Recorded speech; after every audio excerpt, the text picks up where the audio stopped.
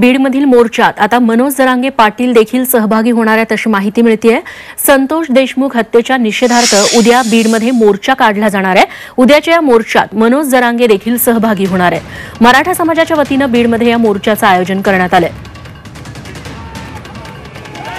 या आधी देखील मनोज जरांगे यांनी बीडचा दौरा केलेला होता आणि यानंतर त्यांनी या हत्या प्रकरणी प्रतिक्रिया देखील दिलेली होती। बीडकरांनी जर हे प्रकरण तपासासाठी हातात घेतलं तर काही जणांची काही खैर नाही असा सूचक इशारा देखील जरांगे पाटलांनी दिलेला होता।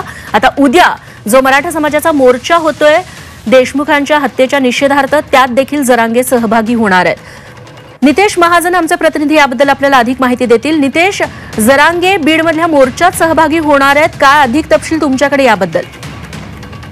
मस्साजोगचे सरपंच स्वर्गीय संतोष देशमुख यांच्या हत्येप्रकरणी उद्या मोर्चा निघणार आहे आणि भव्य असा हा मोर्चा असणार आहे आणि या मोर्चामध्ये मराठा समाजाच्या नागरिकांनी सहभागी व्हावा अशा प्रकारचं आवाहन मनोज जरांगे पाटील यांनी अगोदर केलेलं आहे आणि खुद्द मनोज जरांगे पाटील देखील उद्याच्या मोर्चामध्ये सहभागी होणार आहे।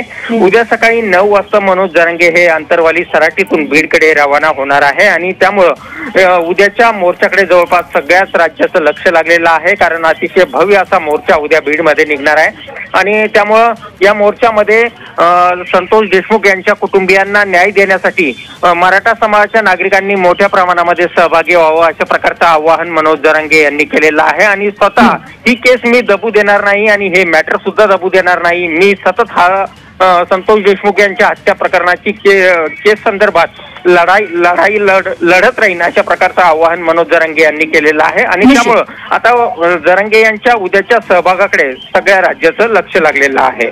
नितेश, धन्यवाद तुम्ही दिलेल्या या तपशिलांबद्दल।